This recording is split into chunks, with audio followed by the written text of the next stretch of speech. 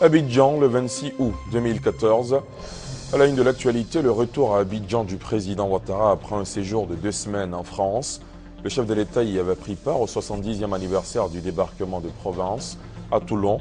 Aussitôt arrivé, le chef de l'État s'est prononcé sur l'épidémie de fièvre Ebola. Il appelle à plus de vigilance. Vigilance justement aux frontières terrestres pour éviter qu'Ebola s'invite en Côte d'Ivoire. Les ministres de la Santé et de la Défense se sont rendus à Noé au poste de frontière ivoiro-ghanéen, histoire de constater et adapter le dispositif de contrôle et de protection des personnes. Et ce chiffre, 16,5% d'investissements ont été réalisés en Côte d'Ivoire en 2013, contre 13,7% en 2012. Le gouvernement ivoirien se félicite de ces résultats enregistrés en partie grâce à la mise en œuvre du PND 2012-2015. Et puis les corps de quelques 170 migrants africains dont l'embarcation a chaviré vendredi au large de la Libye ont été retrouvés hier. Au lieu du drame se situe près de la localité d'Al-Karabol, à 60 km à l'est de Tripoli. Quelques 70 autres corps auraient été rejetés par la mer, dont ceux de 5 enfants en bas âge. Voilà pour le sommaire. Bonsoir à tous et bienvenue dans la grande édition. Tout d'abord ce soir, ces images du retour à Abidjan du président Ouattara, arrivé à l'aéroport Félix Houphouët-Boigny aux environs de 15h45 après un séjour de 2 semaines en France.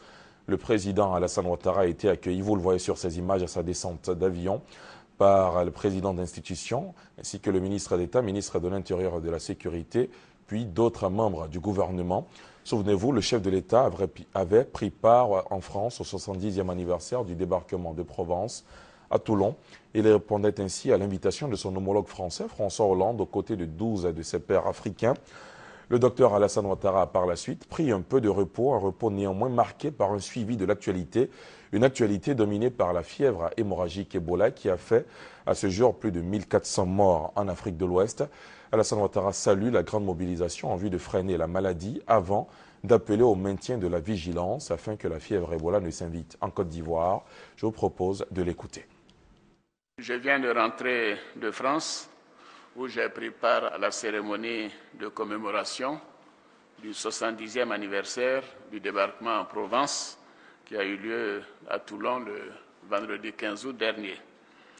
Alors, comme vous le savez, cette cérémonie qui a eu pour cadre le porte-avions Charles de Gaulle a vu la participation de 12 chefs d'État africains en raison du rôle important qu'ont joué les soldats africains dans la libération de la France. Le président François Hollande a souligné d'ailleurs dans son discours la contribution des soldats africains et traduit la gratitude de la France à l'Afrique et aux Africains à cette occasion. Durant les quelques jours qui ont suivi, j'ai pris un peu de repos et j'ai bien évidemment suivi de très près l'actualité, notamment les difficultés rencontrées dans la sous-région en raison de l'épidémie d'Ebola. C'est une épidémie grave, sérieuse, et je voudrais féliciter le gouvernement qui a pris un certain nombre de mesures pour faire face à cette situation. Grâce à celle-ci, il n'y a pas de cas d'Ebola en Côte d'Ivoire. Et j'insiste pour le préciser, nous devons néanmoins maintenir la vigilance et respecter les mesures préventives qui ont été préconisées par le comité de veille. Alors, je voudrais saisir cette opportunité pour féliciter le Premier ministre, à qui d'ailleurs j'ai demandé de prendre quelques jours de congé, et Madame le ministre de la Santé, Raymond Goudou, malheureusement qui ne peut pas en prendre encore, et les membres du gouvernement, les fonctionnaires, les forces de défense et de sécurité, les rédigés, la société civile. Nous avons vu une grande mobilisation de tous nos concitoyens pour encadrer cette éventualité de difficulté et surtout pour montrer que nous sommes suffisamment vigilants et éviter que la Côte d'Ivoire n'ait un cas d'Ebola. En tout cas, je suis heureux de dire qu'à la date d'aujourd'hui, il n'y a aucun cas d'Ebola en Côte d'Ivoire.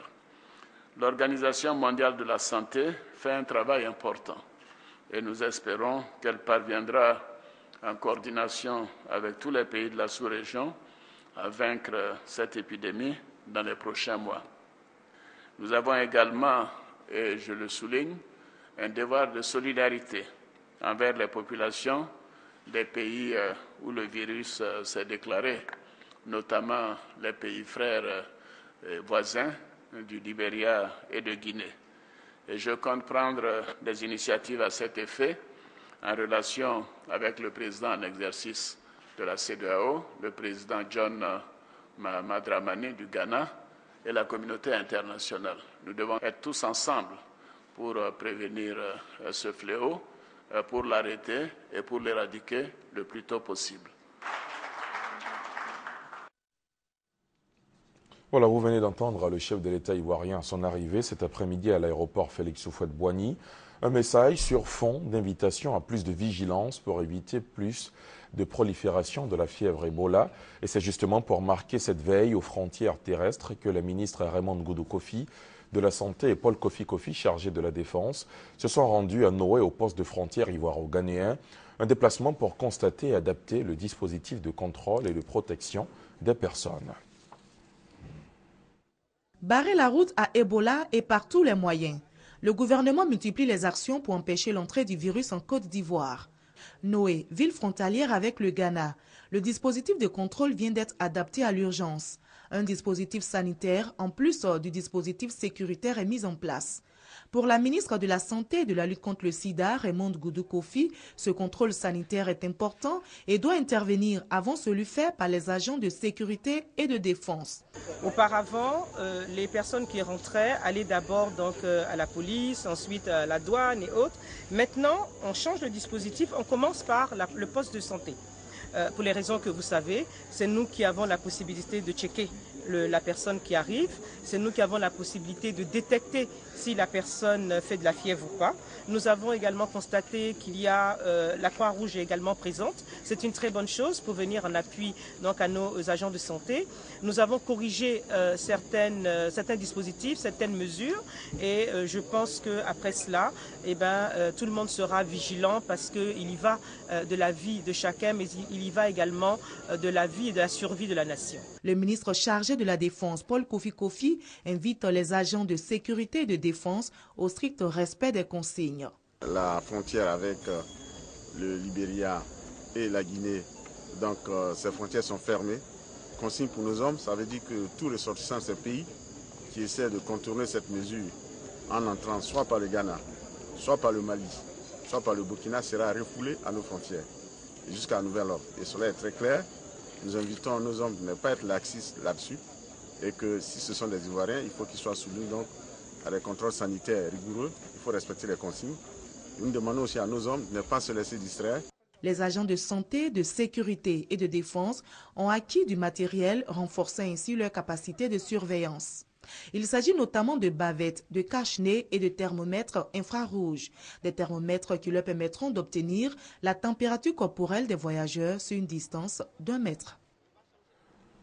Et toujours concernant la fièvre Ebola, en bref et en image, le coordinateur de l'ONU contre l'épidémie, David Nabarro, a déclaré hier à la presse que l'épidémie d'Ebola dans la région ouest africaine est complexe et avance rapidement. Une épidémie qui suscite des préoccupations particulières le long de la frontière entre le Libéria et la Sierra Leone, principalement à Macenta et à Pamelap, où des dispositions spécifiques sont en train d'être prises pour mieux contrôler les mouvements de personnes. Selon son dernier bilan, l'Organisation mondiale de la santé, OMS, dénombre 2615 cas d'Ebola, dont 1427 décès dans 4 pays d'Afrique de l'Ouest, le Libéria, la Guinée, la Sierra Leone et le Nigeria. Pour éviter que le mal ne s'étende à la Côte d'Ivoire, les autorités mettent l'accent sur la sensibilisation. Une sensibilisation menée dans la commune de Port-Bouët, au sud d'Abidjan. Les populations ont été invitées à se conformer aux mesures préventives pour éviter la maladie. Onda Marie-Christelle, Konaté Moussa et Grace Kando.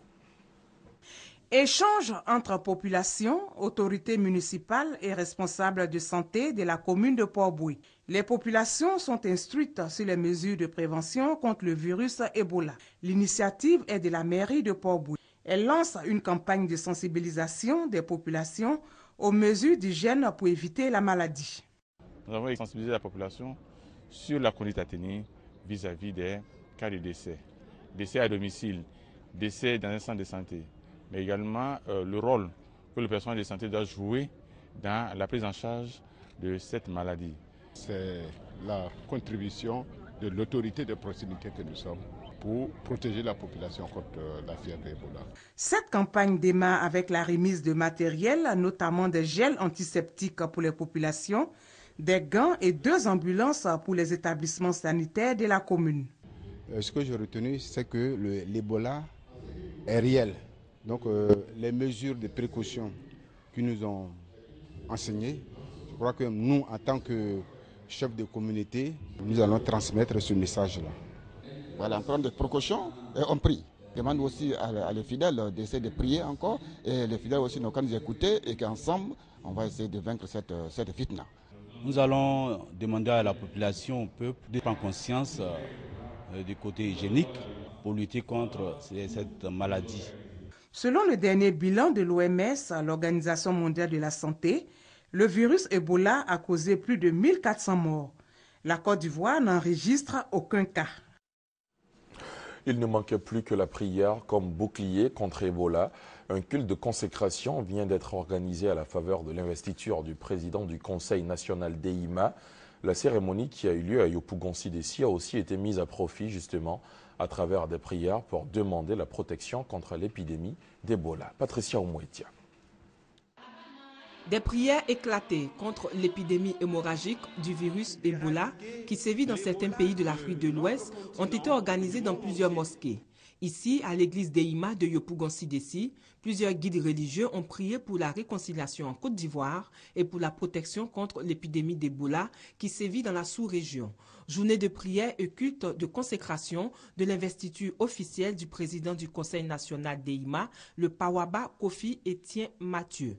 Occasion pour Zie Koulibaly, parrain de la cérémonie et président de l'ONG Atou, de prier pour la Côte d'Ivoire. Tour à tour, les représentants des différentes communautés et les guides religieux ont fait des bénédictions et des prières pour l'éradication du virus Ebola. Dans un autre registre, ce chiffre, 16,5% d'investissements en Côte d'Ivoire ont été réalisés en 2013 contre 13,7% en 2012. Le gouvernement ivoirien se félicite de ces résultats enregistrés en partie grâce à la mise en œuvre du Plan national de développement PND 2012-2015. La hausse des investissements dont il est question concerne tous les secteurs d'activité. Ces résultats ont été présentés aujourd'hui au cours d'un atelier. Les précisions de Francis Boifo. 1080 milliards de francs CFA en 2012, les dépenses pro-pauvres dans le cadre du PND, Plan national de développement, sont passées à 1337 milliards en 2013, avec un taux d'investissement de 16,5% du PIB national, la même année contre 13,7% en 2012. Les dépenses pro-pauvres concernent l'éducation, la santé, l'eau et l'assainissement, les affaires sociales, l'agriculture, le développement rural, les ressources animales et halieutiques, l'électricité, les infrastructures routières, l'artisanat et le tourisme. Le scénario choisi par la Côte d'Ivoire prévoyait 8,1% en 2012, 9,1% en 2013 et les résultats que nous avons montrent que ces taux de croissance ont été atteints. Ainsi, en 2012, nous avons 9,8% et en 2013, nous avons 9%. Pour les partenaires au développement, ces résultats sont encourageants, mais beaucoup reste à faire dans certains secteurs. L'importance de renforcer le système de suivi-évaluation au niveau des ministères, mais aussi l'importance de renforcer la décentralisation et l'appui aux autorités et aux structures locales. Je voudrais vous donner l'assurance de cet engagement du président de la République pour que ce que nous réalisons ensemble, que chacun en ressente les bénéfices dans le ménage, que ce soit en milieu urbain ou en milieu rural. Bientôt, les directeurs régionaux et les partenaires au développement se retrouveront pour valider les stratégies de développement 2014-2015. En 2013, sur une prévision de financement de 704,7 milliards de francs CFA, 555 milliards ont été mobilisés. L'investissement privé ces 2 dernières années se chiffre à 1558 milliards de nos francs. Depuis le 18 août dernier jusqu'au 17 novembre prochain, les fonctionnaires et agents de l'État sont appelés à se faire noter. Pourquoi une notation? Comment s'opère-t-elle? Combien de travailleurs pour le compte de l'État de Côte d'Ivoire sont-ils concernés? Face à la presse ce matin, le directeur général de la réforme administrative et de l'identification a répondu à ces préoccupations. Question d'appeler les agents de l'État à adhérer à l'opération. Kader Ouattara, Broléon. Avancement et promotion, quelques avantages découlant de l'identification-notation des fonctionnaires et agents de l'État.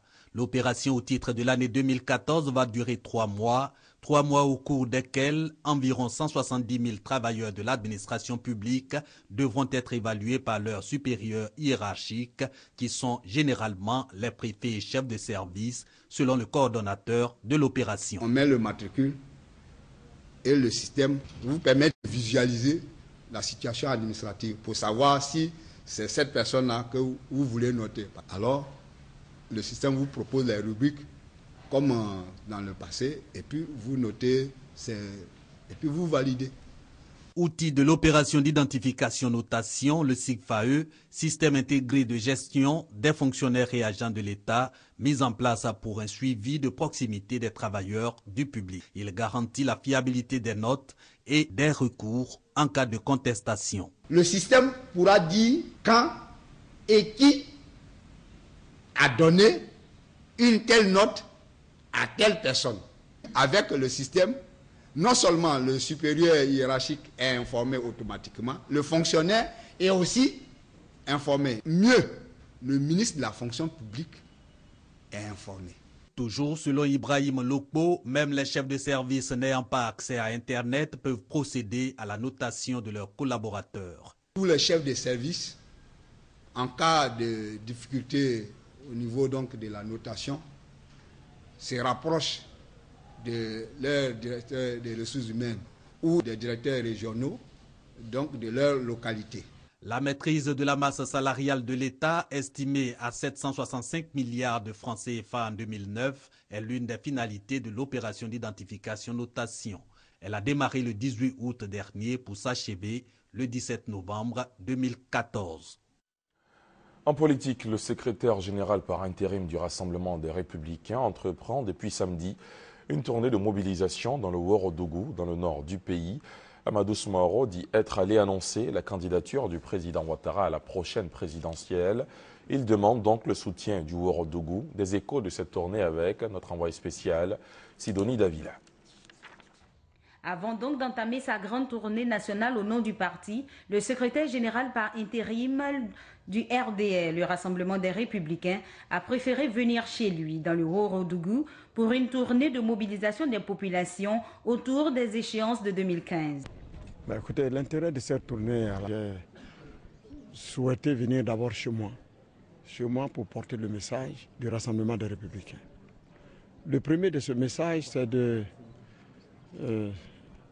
informer nos parents. Et la première de ces informations, c'est la volonté du chef de l'État d'être candidat à sa propre succession. Il était donc tout à fait normal qu'en tant que secrétaire général du parti et ressortissant de cette région, que je vienne d'abord m'acquérir du soutien de mes parents quant à ce grand dessein politique. La deuxième mission serait de demander à mes parents de faire des prières pour le président de la République, des prières pour lui, pour sa santé, pour sa longue vie, mais surtout que Dieu le guide et l'inspire.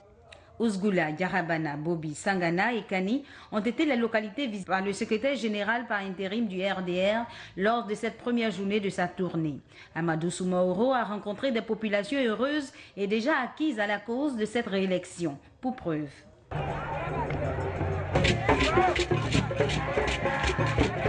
Je suis très fier de moi aussi qu'avec mes frères, mes groupes qui sont avec moi, vraiment nous tous sommes au même côté de Alassane de 2015.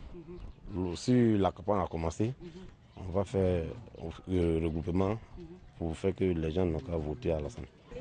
Je vais élire Ouattara, le président, puisque déjà j'ai constaté beaucoup de choses. J'étais contente, j'ai fait le tour, nous avons fait le tour ensemble. J'ai vu que vraiment il y avait la population autour de lui. On attend, on veut vraiment réélire le président Alassane Dramane Ouattara. La réélection du candidat Alassane Ouattara n'est donc plus un souci majeur dans le Ouorodougou, selon Amadou Soumaoro. Seule la réélection au premier tour, avec un large score, demeure l'enjeu. Dans près de 2 semaines, le chef de l'État effectuera une visite d'État dans la région de l'Ifou. Le département de Pricro attend beaucoup de ce déplacement, surtout un espoir de développement. À quelques jours de cette visite du président de la République dans la région, Sa Majesté Nanan Onzankwen III, roi des Duénouins, Ano à Louis, et chef du village de Kofi à Moncro, a mobilisé autorités coutumières et représentants des populations en sa résidence pour les informer officiellement de l'arrivée du président Ouattara. Il leur a demandé de tout mettre en œuvre pour lui réserver un accueil de triomphe. Le point avec Victoria Angwa. Les Ano auraient farouchement repoussé le colonisateur. L'entrée de Louis Benjé dans le pays Ano par la signature de son protectorat français sur l'Ano avec ceux qu'il ne fallait pas a déstructuré la société. Le colon s'est rendu compte que ce peuple Ano est indomptable parce qu'il n'arrivait pas à mettre la main à vraiment diriger l'Ano. Au dernier moment, ils ont reconnu même nous n'avons pas pu coloniser l'Ano. Et donc, pour ne pas s'aimer des graines de révolte, on a simplement nié l'existence de ce peuple en l'appelant chaos de peuple. Ils sont têtus, ils n'écoutent pas, c'est ce que le colon dit. Et l'Ano pense que cette image ne lui a pas été favorable après les indépendances. Nous ne comprenons pas pourquoi un département qui existe bel et bien, où toutes les dispositions sur le plan administratif existent, et puis il n'y a même pas de bitume. Pour creuser les autres, quand on a obtenu la sous-préfecture, on a créé les départements. Donc, Pricro faisait partie du département de Bayakro. Nous n'avons pas donc ainsi pu bénéficier des collectivités locales lorsqu'on avait créé les conseils généraux. On dépendait de Bayakro. Mais ce rattachement a fait que nous n'avons bénéficié qu'un équipement de cette organisation-là. Nous sommes battus maintenant, on a eu notre département. En ce moment-là, nous pensions que nous allons pouvoir gérer notre département comme tout le monde. Et puis, on a créé des régions. Donc maintenant, nous dépendons de Daoukro. Au-delà des performances économiques, il faut barrer la route à la division afin de sortir les Ano de la misère. Il faut laisser progressivement la place aux jeunes cadres. Ce sont ceux-là qu'il faut pousser à travailler. Si ceux-là s'engagent, ils ne vont pas se verser dans les problèmes de personne.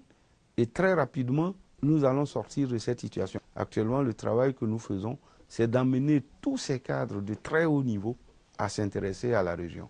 Et dès lors qu'on réussira cette première phase, je pense que l'Ano va décoller. Parce que la terre est fertile, les hommes ici sont courageux, les femmes sont courageuses. Tout ce qui freine, c'est les problèmes de personnes. Mais nous allons les surmonter. Population et autorités coutumières se sont mobilisées à la suite de l'appel du roi Nanan Onzankwen III en sa résidence à Kofi à Moncro pour plancher sur la visite du président de la République dans le département de Pricro. Le développement amorcé depuis quelque temps piétine certes, mais les Ano reconnaissent les efforts du gouvernement et ils attendent beaucoup de la visite du président Alassane Ouattara.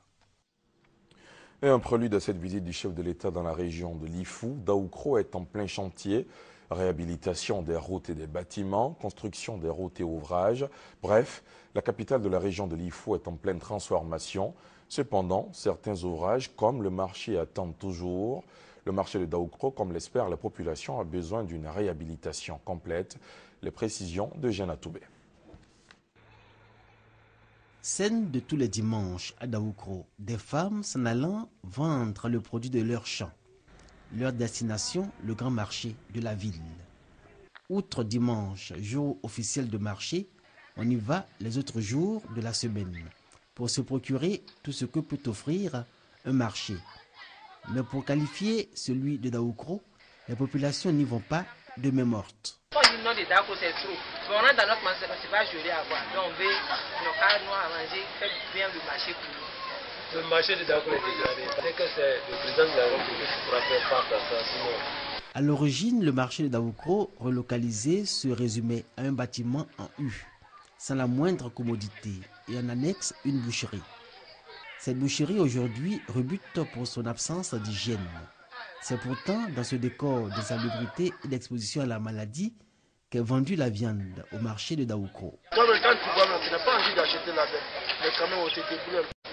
Si on arrange, ça serait intéressant pour nous, ça serait intéressant pour la population, ça serait intéressant pour tout le monde. Cette réalité qui dure depuis plusieurs années n'est pas inconnue des populations de Daoukro.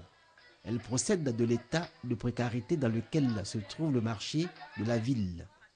L'endroit est insalubre, mal entretenu, mais les commerçants et les commerçantes s'en accommodent à leur corps défendant, espérant que leur cri de cœur trouve un écho favorable. On prie Dieu pour qu'il nous fasse des bons magasins, pour qu'au moins quand on vient, on est bien habillé, à témoin il pousse.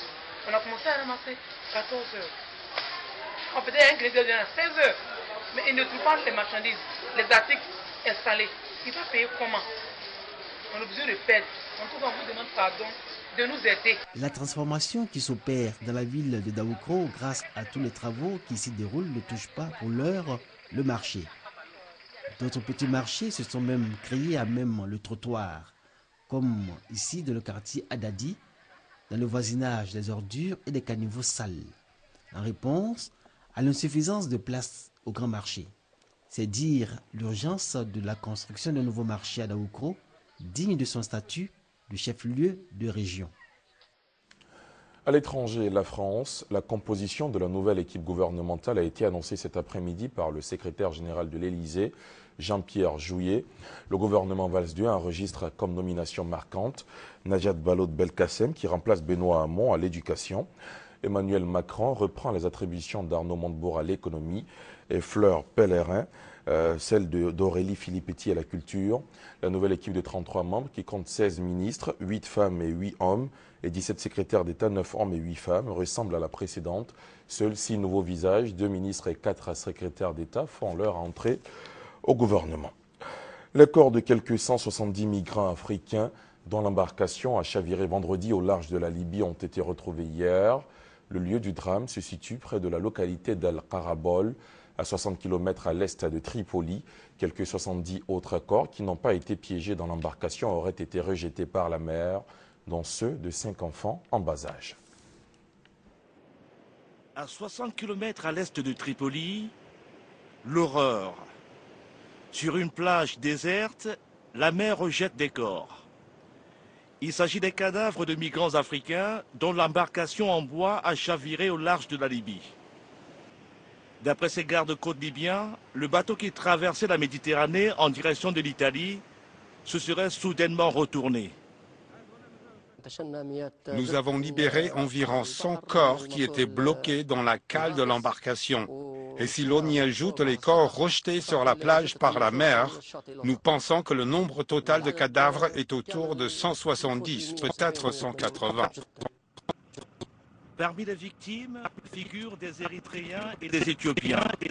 Et les secouristes qui ont sorti les corps de l'eau n'ont pu déterminer avec précision les nationalités de tous les occupants de l'embarcation, faute de papier. Autre constat, les opérations de secours ont pris du temps en raison du manque de moyens. Nous sommes intervenus avec des moyens très limités. Nous n'avons pas assez de moyens. Pire, il n'y a personne pour prendre en charge les corps que nous sortons de l'eau. La Libye est un État failli depuis 2011. Confronté à une crise politico-militaire profonde, le pays n'est plus en mesure de stopper les migrants qui tentent de gagner l'Europe. Depuis vendredi, la marine de guerre, les gardes-côtes et les navires marchands italiens ont secouru plus de 3500 migrants entre la Sicile et les côtes de la Libye, ou encore celles de la Tunisie. Pour terminer, on revient sur ces images du retour à Abidjan du président Alassane Ouattara, arrivé à l'aéroport Félix Houphouët-Boigny aux environs de 15h45 après un séjour de 2 semaines en France. Le président Alassane Ouattara a été accueilli à sa descente d'avion par le président d'institution ainsi que le ministre d'État, ministre de l'Intérieur et de la Sécurité, puis d'autres membres du gouvernement. Souvenez-vous, le chef de l'État avait pris part en France au 70e anniversaire du débarquement de Provence à Toulon. Il répondait ainsi à l'invitation de son homologue français, François Hollande, aux côtés de 12 de ses pairs africains. Le docteur Alassane Ouattara a par la suite pris un peu de repos, un repos néanmoins marqué par un suivi de l'actualité, une actualité dominée par la fièvre hémorragique Ebola qui a fait à ce jour plus de 1400 morts en Afrique de l'Ouest. Le docteur Alassane Ouattara salue la grande mobilisation en vue de freiner la maladie avant d'appeler au maintien de la vigilance afin que la fièvre Ebola ne s'invite en Côte d'Ivoire. La fièvre Ebola, justement, une émission sera dédiée à la question tout à l'heure. Après ce journal, sur les antennes de RTI1, restez scotchés. Ensemble, mobilisons-nous contre l'Ebola. C'est le titre de cette émission qui vous sera présentée par Lassine Fofana, qui recevra 3 invités. Dr Koulibaly Daouda, professeur Emmanuel Bissagnéné et professeur Mireille Dosso. Ce sera tout à l'heure après ce journal. Fin de cette demi-heure d'information. Merci infiniment de l'avoir suivi. À demain, Vecteur. Bonsoir.